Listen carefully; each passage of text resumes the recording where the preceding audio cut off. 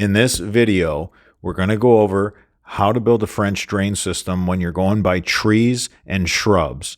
If you know you're going to have roots and you're going to have root intrusion, you want to build a system that's going to work for you, that is going to work to fight against the roots.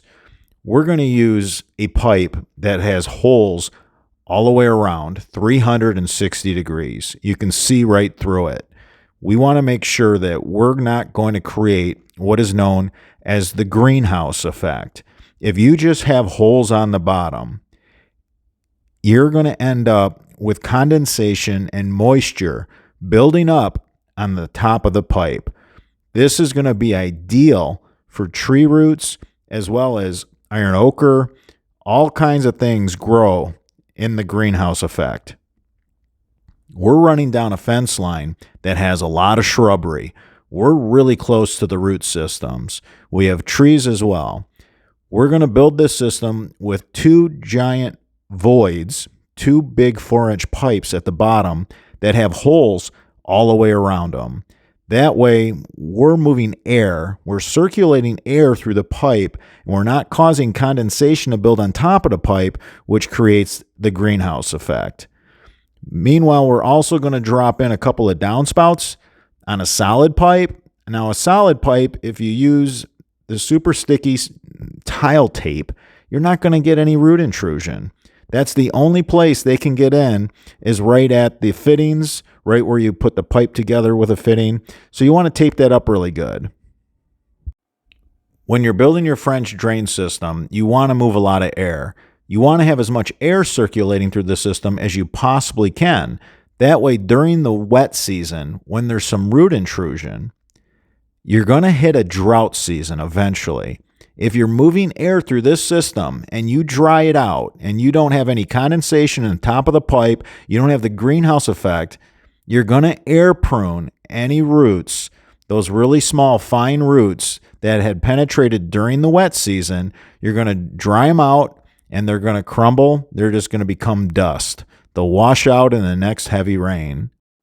Now, if you have a yard that's not just wet in a couple different areas, if you have a yard that doesn't have potholes where you can just run your pipe in some potholes and pick up all the water and evacuate the water quickly so you can minimize the amount of saturation that your backyard is getting, you can do what we're doing here. We're running parallels every so many feet. The entire yard was spongy and soft. This is the only way you can do an entire yard and tighten it up. If you have no swales and you do not have any potholes where you can run your pipe and pick up the bulk water, it's just a situation where the entire yard is always soft and spongy and squishy. This is the best way to tighten up a yard. This was a sand yard. It had a sand subsoil, so we ran these lines 20 feet apart.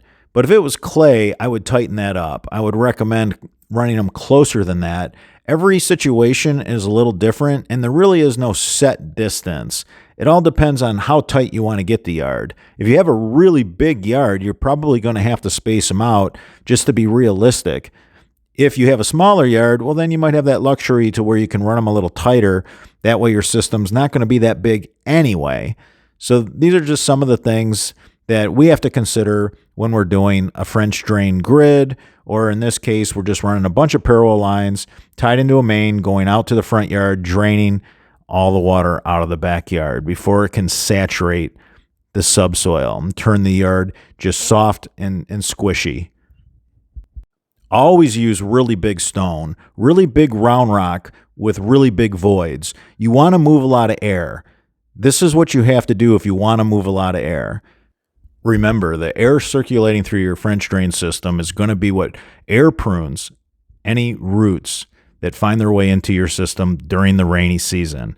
When it's really wet and really saturated and it's raining and there's cooler temperatures, there's going to be some root intrusion when you're going by trees and shrubs. That's okay because we always have a drought season.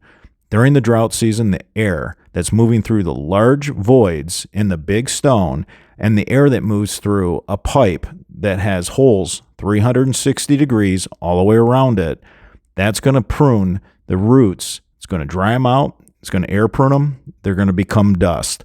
They'll just wash out during the next rain event.